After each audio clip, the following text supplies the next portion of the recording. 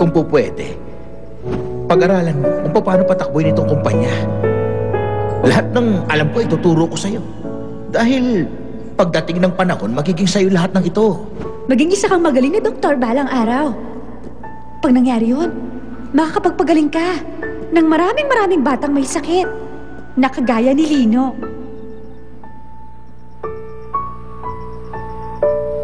Jello, naiwan mo ang coat mo.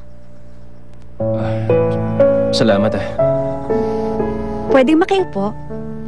Sige, kung gusto mo. Salamat.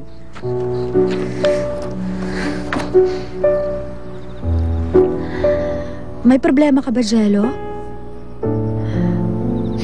Sabi nila, ikuwento mo. Kasi ang saya daw at ang lungkot, nababawasan kapag naikuwento mo sa iba. Kaya ikuwento mo na. Ako kasi, kapag masaya o kaya malungkot, kinikwento ko kay Julie at Mina. Kaya mas gumagaan pakiramdam ko. Pero, minsan problema rin na sinasabi ko sa kanila ang lahat.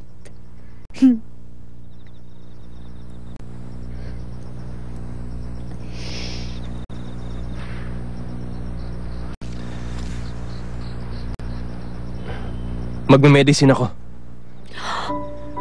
Medicine ang i-major ko. Hindi ko alam kung yun ba talaga nababagay sa akin. Pero yun ang bagay na naging interesado ako. Jello. Huwag mo sanang ipagsasabay sa iba. Lalo na't kina Mama at Papa. Pati na rin sa mga kaibigan mo. Naintindihan mo?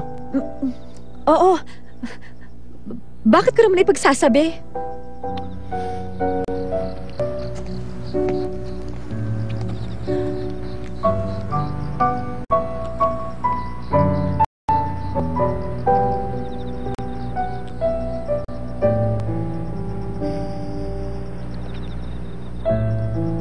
Kami lang nakakaalam nito. Kaming dalawa.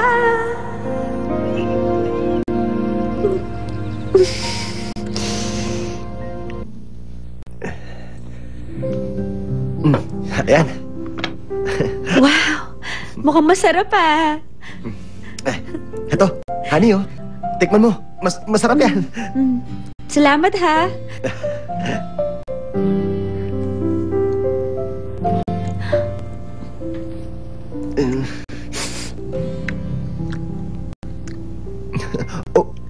Ano? Masarap ba?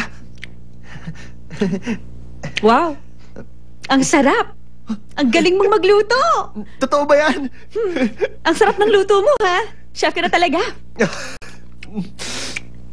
Honey, alam mo, nung niluto ko yung pagkain na yan, ikaw ang una kong gusto makatikim Sandali lang ha, may kukunin lang ako.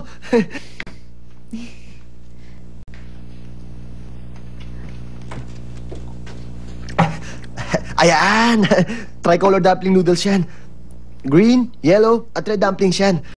Masarap din ang kanilabasan. Para sa'yo yan, ha? Sana magustuhan mo. Chico. Dahan-dahan ang pagkain, ha? Kaluluto lang yan, kaya medyo mainit pa. Sandali lang, ha? Meron pa.